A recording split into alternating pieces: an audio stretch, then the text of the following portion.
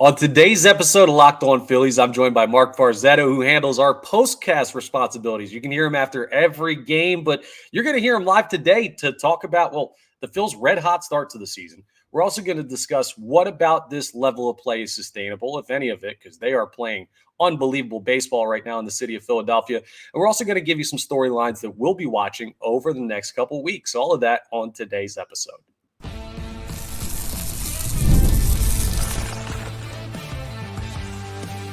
You are Locked On Phillies, your daily Philadelphia Phillies podcast. Part of the Locked On Podcast Network, your team every day. What's up, everybody? Connor Thomas here, another episode of Locked On Phillies. Thank you so much for checking us out. We're part of the Locked On Podcast Network, your team every day. Please make sure you're rating, reviewing, subscribing to the YouTube. All that really helps us out. Today's episode is brought to you by Monopoly Go. It's the fast-paced game that lets you team up with friends for tournaments to unlock all these awesome prizes, cool playing pieces, and hilarious emojis for taunting your friends in the game. So download Monopoly Go now for free on Google Play or the App Store. It's game on with Monopoly Go. And it is game on today for Locked On Phillies with Marc Farzetta joining us, who hosts Postcast. If you haven't gotten a chance to check it out, the immediate reaction after the game is awesome. Normally, I get on and do this full episode the next day, but if you want to know exactly what happened in the game as soon as it gets done, Marc's your guy. And also, we got a little bit more of a long-form show here to break down what's going on with this team. They're the best team in baseball to talk about right now. They're the best team by record. So, Marc, let's just start off with it. How awesome has this hot start been for the Philadelphia Phillies? I can sum it up best going back and forth with some people on social media. Somebody said to me, this is the best start I've ever seen for the Phillies. Granted, the last time something like this happened, I was 3. And I'm like, I wasn't that far off, man. I was like 9 or 10 years old. This doesn't happen. And as of late, when you watch this Phillies team, you have watched them only been able to kick it into high gear in June. So to see them, first off, to hear them in spring training, guys like JT Realmuto talk about how they're sick of seeing the NL East being won by the Braves time and time again in their time here in Philly, how they're sick of the slow starts and how they have to wait till June before they really start the season. It's great to watch this team and finally look at it like, wow, they're not looking at the first 2 months of the season as if it's extended spring training. They're looking at the first 2 months of the season as if it's time to really make their mark. Now, May will obviously be a tall tale sign to see whether or not they can really complete that first hot start in 2 months there, which would be fantastic. But when you look at it the rest of the way with this Phillies team, I just can't help it but to think if they're able to hit that next gear, I'm not going to say hit their stride like we're used to saying in June, but hit another gear where they're scoring 11 runs per game during the 11-game win streak. That's pretty special when you talk about those wins at home. So all in all, I'm just taking it in the historical aspect, both at the plate and on the mound, for what you've been able to get from this Phillies pitching staff. Yeah, man. And you've been around the Philadelphia sports scene forever. I've been around for years too. And we've seen some good teams. We've seen some bad teams. I don't think we've ever really recently seen a start like this. I try and remind myself, right? Because we talk about this team every day. We're constantly zoned in. That means sometimes you can over-exaggerate both the good and the bad. We get caught up a lot easier having to talk so much about this team and saying, oh, are we overstating how good they are? When they're bad, are we overstating how bad they are? But it's hard not to get caught up in some of the great storylines from early on in this season. I mean, Alec Boehm's on absolute fire. This pitching staff is otherworldly, the best in baseball right now. This team as a whole has been amazing. But I want to know, what has been the most impressive thing you've seen so far this early spot in the season from the Philadelphia Phillies? You look at the pitching and the hitting, the two big aspects of the game, right? And I am absolutely impressed with what I have seen from guys like Zach Wheeler. Aaron Nola's come down to earth just a little bit, and hopefully just, if a hiccup for him is while he's in a ball game 5 2/3, he allows 3 runs, 1 more gets charged to him that just gets under the mid of Edmundo Sosa. If that's a bad start for him, then we got room to work here when we got a guy like Aaron Nola. Right. But that's something that has been good for the Phillies, even to start out. Not this good, but it's been good. The most impressive and most pleasant surprise for this Phillies season has been the offense. This is something where you hold on, June 5th will roll around, and Kyle Schwarber will hit 11 home runs of the month, and then we'll all chill out for a second. But seeing Bryce Harper get the power that he has gotten in this early in the season, seeing Kyle Schwarber get the power that he has had this early in the season, and then the biggest exclamation point when you talk about this Phillies offense, without question, has been Alec Boehm. And this is the guy that we've always known he's been a hitter. He's got to improve with the glove in the field. Over the last 2 seasons, he has done that to the nth degree. But the guy that we saw his rookie season, the guy that we have seen throughout the majority of his big league career, has really, really started to put it together. He was never a struggling hitter, especially when it came with runners in scoring position, 2 outs with runners in scoring position. He seems to have always been a man that has delivered, and now he is rewarding his manager, Rob Thompson, with finally giving him the cleanup role. There is no way you could deny it after that Cincinnati Reds series in Cincinnati, that 4-game split they had. Then this is obvious. It can't be JT anymore. It's got to be Alec Boehm, and so far he has just made Rob Thompson look brilliant for that move. And really, he didn't give him a choice. He just kept driving in the runs. And when you have a guy like that, you want to make sure your best table setters are right there in front of him, and that's what they did. Alec Boehm, to me, is by far the star of the show so far for this Phillies season. See, this is perfect because you were going to pick one of the two and I was going to pick the other. You talk about Alec Boehm, I'll talk about Ranger Suarez. The guy is unbelievable. And I think he and Zach Wheeler are part of the reason that we saw people a little upset with Aaron Nola's start yesterday against the Blue Jays. The dude was 1 out away from recording a quality start, and he may have gotten it if he hadn't been pulled with 5 2/3 innings worth of work. But Ranger Suarez and Zach Wheeler have been so darn good this year that by comparison, a quality start doesn't look good enough. And we need to remind ourselves what we're seeing. And we know we expect it from Zach Wheeler. Major extension in the offseason keeps him here long term. When that extension kicks in, it'll be the biggest extension any pitcher's gotten in the history of the game. But for Ranger Suarez, this was not – it was somewhat hoped for by people, but it wasn't an expectation that you were going to see this level of pitching. The guy has been a Cy Young caliber pitcher.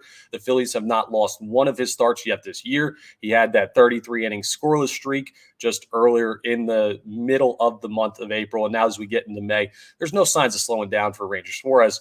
He's been outstanding. He's been the catalyst for the pitching rotation being as good as they've been, as much as Alec Boehm has been the catalyst for the offense figuring it out earlier than they normally do. So, dude, when I talk to you about this and when I listen to the postcast and when I do Locked On Phillies daily, it's just so much fun to talk about this team because of how good they are. Like, how much fun are you having covering and following this team this year? I'm having a blast. And what made me really appreciate it, I was just away last weekend. I was actually hanging out with some friends and family that are from the Baltimore area. And not that the Orioles have had the same years as the Phillies most recently. Right. The Phillies have had great years. The Orioles still trying to build.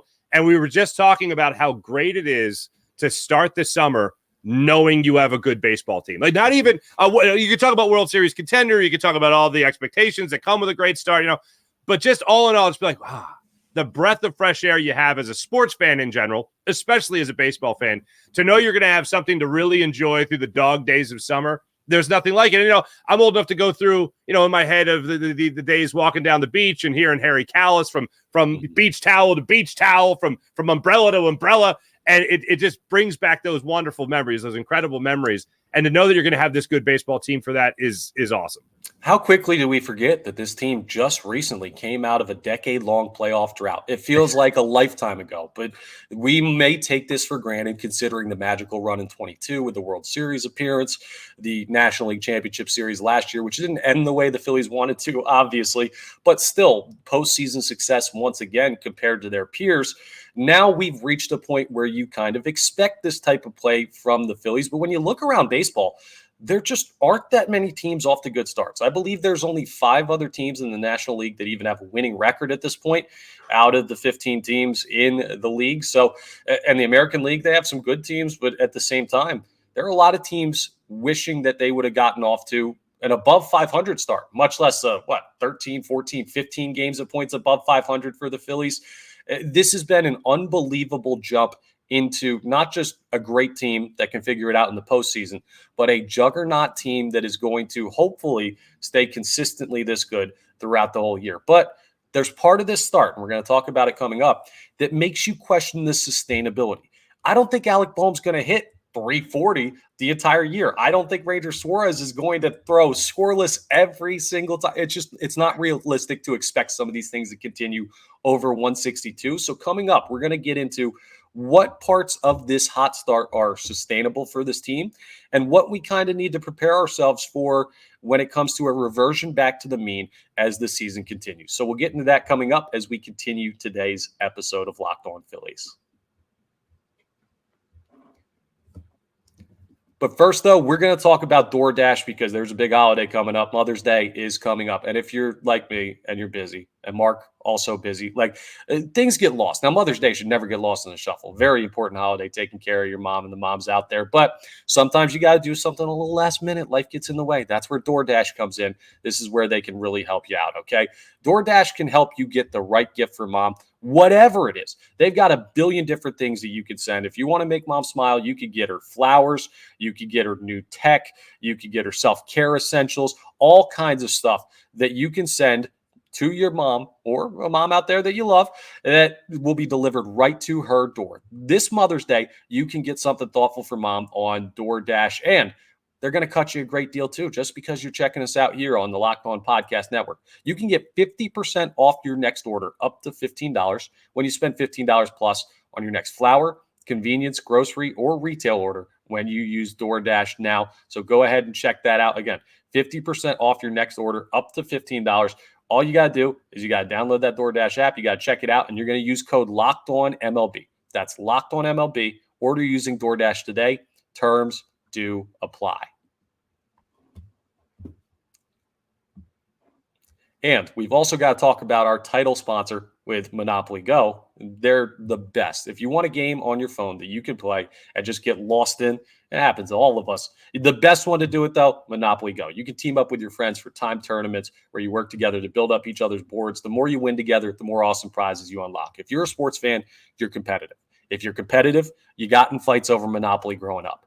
And now you want to be able to take that on the go with you. It's 2024. You should have Monopoly in your pocket, and you do. And it's even cooler, right? It feels new and exciting every day with constantly changing tournaments and challenges on the Monopoly Go app. A ton include their own unique mini games like digging for treasure or a robot pachinko machine. And there's always new timed events that help you win big, like massive multipliers for everything you win or rent frenzies. There's always something fun to discover in Monopoly Go. So get off the bench and go download it now free on Google Play or the App Store. It's game on with Monopoly Go. All right, well, let's get into the sustainability conversation because it's not as fun as this team is amazing. They're going to win 140 games. They're unbelievable. We do have to still be realistic about this team in spite of the hot start. So I'll ask you, Mark, start us off. What do you see as something that you look at and say, okay, this probably isn't sustainable over 162 for this baseball team? Well, I mean, I think you pointed out a good one, a really good one in Alec Boehm. But the thing is that Alec Boehm, even if he sinks back down to earth around his, somewhat more mortal numbers of, a 350 batting average with runners in scoring position, that's still pretty good. So he's allowed himself some room to crash. And the one thing I will bring up is last year, if you remember, Brandon Marsh started out with about a 338 batting average through the first month of the season. And then he came crashing down to earth before he started to pick things up a little bit later in the season. Bryson Stott started things out extremely hot through the first 4.5 months of the season. Then he started to come back down to earth. This is going to happen through I hate the cliche, but it's true because it's baseball and it's 162, the ebbs and flows of the game. The key is what Bryce Harper talked about the other day. One guy's down, another guy gets hot. One guy gets hot, another guy cools off while another guy heats up. This is what you have to do. And this is why you have to have a really hot baseball team when it comes to multiple guys helping you out. That's how you become a team that has the best start that they've had since 1993. That has one of the best starts they've had since 1976. Is other guys step up and they make sure they can play the role of the hero. Whether that's somebody coming up with a great performance, 8 innings, 1 run out on the pitcher's mound, or that's somebody going out there and just slapping a baseball in the gaps. And that's what you like to see from this baseball team. But while you see a guy like Alec Boehm being hot, you also see a guy like Nick Castellanos just start to gradually, slowly, but gradually start to contribute to this team's winning. Where he'll have the 0 for 4 day with 3 strikeouts and 3 different times he'll flail at that outside pitch away from the plate. And then you'll have other times where he's actually hitting the ball in the gap. He's getting doubles. He's squaring the ball up nicely. It's going to be the ebbs and flows of the game throughout the season. But if I had to hang my hat on one thing that will be sustainable, I mean, this pitching staff every single night is giving you that opportunity to win. And that's what you love to do. Because with this lineup, they're going to hit more often than not. If this really good pitching staff downshifts to just okay, then this Phillies lineup will be able to out-hit other teams. Yeah, honestly, they're just a well-built, well-run organization. It's not just reliant on one part of the game. They do everything well. The one thing they might not do well is base running. I say might not to be Oof. kind to them, but here's the thing with base running. You don't make a lot of base running mistakes when you're not getting on base. That means they got a lot of dudes out on the base paths causing havoc, trying to be aggressive. We know they're an aggressive team, and they're always going to be built that way as long as Bryce Harper is one of the leaders of this ball club and Rob Thompson allows them to run at will. But I'll tell you what, it's funny. One of the things that I don't think is as sustainable, and it's not so much the quality of the pitching staff. We've seen it a little bit, and I'm going to knock on wood here because I'm not rooting for this, but reality of playing 162 games, injuries are going to be a problem. And pitchers are just in the modern game very protected when it comes to chances to be injured. You feel any type of elbow, shoulder discomfort, any muscle discomfort, you're going to get shut down for a couple days. And all the Phillies have had so far, it's crazy to say all because he was off to an amazing start to the year, but Trey Turner has a left hamstring injury that's keeping him out. We're going to be looking at around 6 weeks from the time of injury until when he's come back. I know that health is not a sustainable thing in a sport that covers this much time. You have to hope, like you were talking about with if the pitching slows down a little bit from this amazing start, the offense will pick them up. The other good thing, right, is there are just so many talented players on this team throughout this lineup. And on the bench, too, the depth that you have this year compared to last year, you have to hope that'll make up for it. But we're not just going to see Trey Turner come back in 6 weeks and this team be healthy 100% through the rest of the way. So that's the natural. You talked about the ebbs and flows. It doesn't always come from a team losing performance. Sometimes it comes from a team losing players for times. And that depth, though, makes me feel really, really good. What I think is sustainable is the fact that the benchmark for these players is so proven. The guys that you count on, you know what you're getting. Nick Castellanos is probably the most variable hitter because one year he's an all-star and the next year he doesn't look like he could hit on a T-ball team. And I'm trying not to be too mean, but frankly, some of the swings look like that. I know the talent is there. The consistency is a bit of a question. But when you look at guys like JT Realmuto, Bryce Harper, Kyle Schwarber, even Alec Bohm and Bryson Stott with some time now where you've seen them in this organization and at this level, you know that you're going to get what's on the back of the baseball card pretty much year in and year out. So that level of play, and that's what we've been seeing offensively. They have not hit their full peak offensively as a team yet. I think this level of output runs-wise is something that will be sustainable. So you already made the point, but I'll remake it because I think Phillies fans need to and should love to hear it. Even if the pitching isn't this good all year long, which I don't think we can count on it to be, this team's going to be this good all darn year long. Do you think, this is the other thing, let's look a little bit larger view because we were picking out individual points. Is this record sustainable? Is this level of winning sustainable? Absolutely. I mean, you're going to go on, 12-game home winning streaks, 11-game home winning streaks often.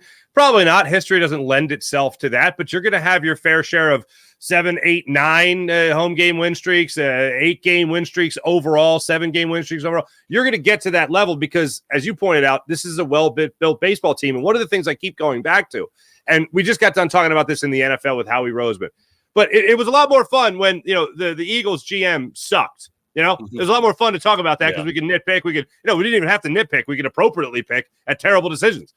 Dave Dombrowski is a brilliant baseball man.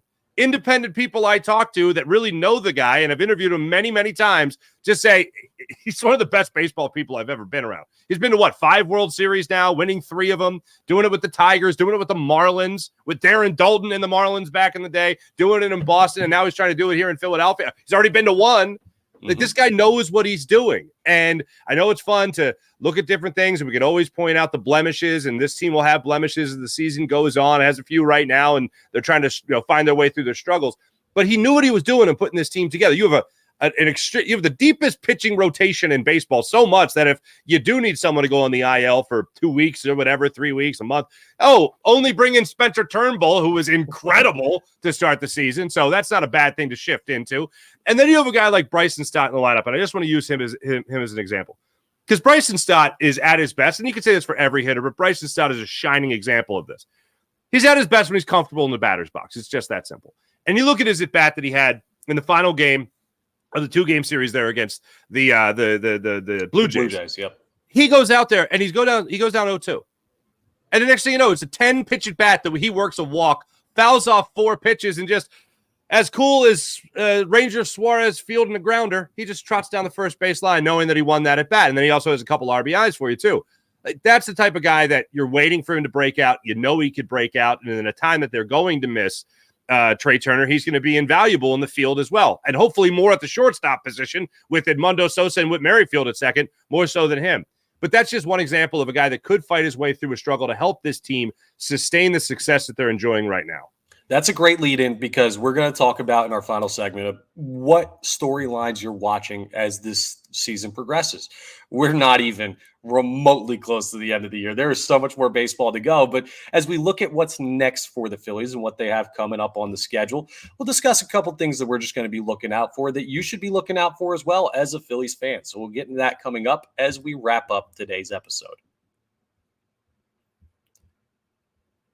First, though, let's talk about a little bit of money you could make with our friends over at Prize Picks. They're America's #1 fantasy sports app. They've got more than 3 million members. It's the easiest and most exciting way to get in on the action while you watch your favorite sports and players. You just pick more or less on 2 or more player stats and watch the winnings roll in.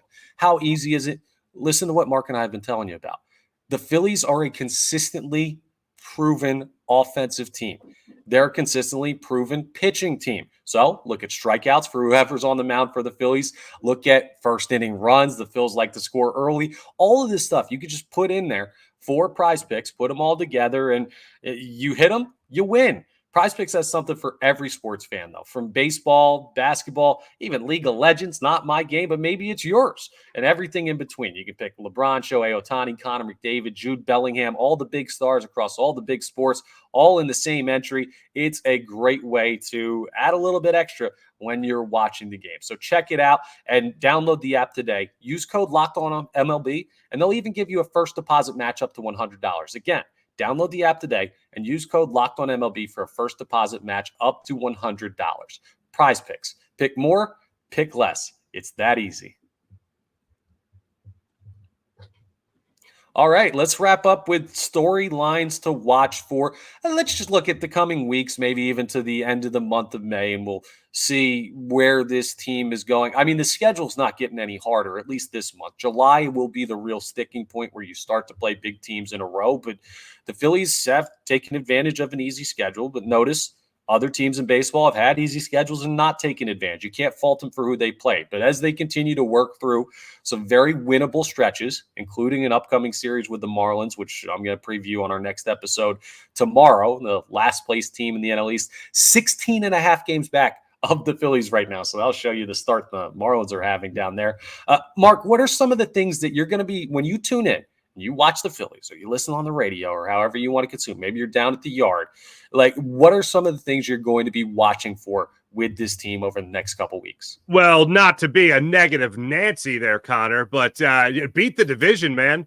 Like, you got to beat the division. Like, I know you look at the standings, you see the Marlins are terrible at baseball, which seems like it should go in the favor of the Phillies. But I remember plenty of conversations with the great Jason Stark, where he talked about a lot of different times. When you look at the NL East, it all comes down to who's going to beat the Marlins, who's going to beat the Nationals in a lot of instances, because those are the games that make a difference in the end. Sure, the Phillies and the Braves might beat the heck out of each other as the season goes on, but it's those other wins that you should get that are in hand almost when you go to those stadiums. You should be picking up those W's and stacking them. You still got to win. You still got to go out there and you got to play those games. You got to win. I'm not chalking them up as easy wins. The divisional games, we talk about it all the time. They just have a funny way of coming back to bite you in the butt when September rolls around. So just go ahead. I call these, prove it series. Prove that you're that much better than the Marlins. Prove that you're that much better than the New York Mets, for instance. Prove that you're better than a National. Go out there and do it, and then slug it out with the Braves, for instance. So right. That's one thing I want to see the Phillies do: win in the division and make it easy. They've done that so far against the Nationals, so we can chalk that up. But when it comes to another storyline, let's look at this. Let's see if Trey Turner can come back faster than most people expect. You're looking at Trey Turner and Alec Boehm potentially battling it out for a batting title. That'd be fun to watch. You're looking at Ranger Suarez, Zach Wheeler battling it out for not only a Cy Young Award, but battling out for Gold Glover. Like, these are things that I'm going to be watching as the season goes on. Bryson Stott turning it around, and then seeing if Nick Castellanos can almost take that great start that he had last year, maybe moves it back. Maybe Nick Castellanos. Maybe June is the month of Castellanos, the way we're looking to see, the way we're used to seeing it with Kyle Schwarber. That June effect, instead of it being on Schwarber because he seems to have balanced it pretty well, maybe it comes down to Nick Castellanos being the star of the show in June. Absolutely. And I'm going to take your first point you made even a little bit further. The Nationals are not the Nationals of the past 4 or 5 years, where they're a team you should beat up on every single time. And the Mets have actually gotten off to a better start than I think some people would expect after doing a half-tank job last year. There's only one team that should be a beat the brakes off of them type of team in division this year, and it's the Miami Marlins. And you've got a series coming up against them. That's a really important series, kind of in the opposite way of why Brave series are so important. You need to have these wins because you know other great teams in baseball are going to beat the Marlins, including the other great team in your division, Atlanta, who's for once trying to chase you down. It's still early, but that adds to, it's not just you have a couple teams in the division that you should beat, and the Phillies are better than the Mets and they're better than the Nationals, but you are so much better than the Marlins. You can't afford to drop games there. So that's a great point. The other thing that I'm going to be watching, there's only one part of this team's existence in the baseball world right now when I sit down to watch them every night that makes me, I don't even know if nervous is the right word, but I'm not 100% comfortable in these situations, and that's the bullpen. It's not every guy, but there are certain parts of this bullpen where I see, and Seranthony Dominguez will be everyone's first thought here, but there have been some guys that have been totally as consistent as you would expect them to be. The talent is there, but I'm going to look and see if this bullpen can elevate from they've been good to, remember, MLB put out that graphic on their socials ahead of the season. Number one bullpen in baseball, according to them, was the Philadelphia Phillies. And have I seen the number one bullpen in baseball so far? I can't say that I have. I'm not knocking them. But if they can do that, you go from a team that's just barely ahead of the Braves in the standings to a team that, if this is consistent, you might see them start to, I don't know, you can run away with the division because Atlanta's so good, but you might see them reach another level if you know innings 7, 8, and 9 are lockdown guarantees day in and day out. So that's something that I'm going to be watching as well. The last thing we'll end with here before we wrap up and move on to the next series, as the Phils have an off day today. They'll start that series with the Miami Marlins down in South Beach on Friday. I just want to know, do you feel like with this start that the NL East has become a much more realistic possibility for the Phillies to win? Absolutely. I mean, you talk about, I like the idea of the Phillies in spring training, not just being like, we're going to make the playoffs and anything can happen. No, it's not. It's no, we want to be, it didn't happen, but they want to be a wire to wire first place team. They could be a close wire to wire first place team now with how they have taken first place and at this point own it by 2 games, which is great. But I love that was their mentality coming out of spring training. I love that they have played like that. They have backed it up with the most important thing, and that's the way they play. And I absolutely think that is a very realistic possibility where you're playing those late games in September. You're playing to win the NL East, hang a pennant at Citizens Bank Park, and then go on to the World Series from there. I mean, I can't agree with you more. Anyone who has watched this team has to consider them a real contender for the NL East title. I know they're in first now. I know there's a long way to go. So you can make an argument on either side. But frankly, if you're a Phillies fan and you've seen this team play, you should feel encouraged that they've got a real chance to take over the seat that the Braves have found themselves in consistently for what feels like the past 1 billion years. There's a real chance. You just got to continue this level of play. And, man, it's going to be a fun year covering the Phillies here, doing Locked On Phillies, the Locked On Postcast for Philadelphia sports. And, my goodness, if this is not a reason why you should check out Postcast night in and night out, how much more does Marc need to convince you that he's got great content on what's going on with the Philadelphia Phillies? Marc, why don't you let everybody know, if they don't know where to find you yet, talk to everyone about your socials and how you do work with us here at Locked On.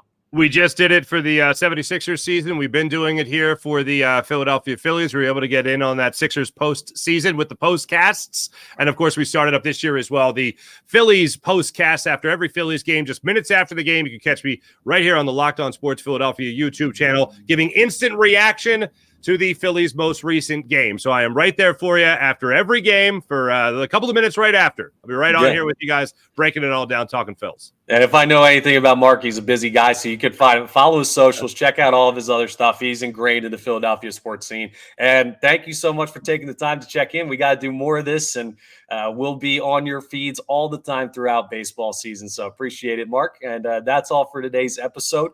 Please make sure you're rating and reviewing, subscribing to everything Locked On Philadelphia Sports, including the Postcast work, the main channel, and Locked On Phillies.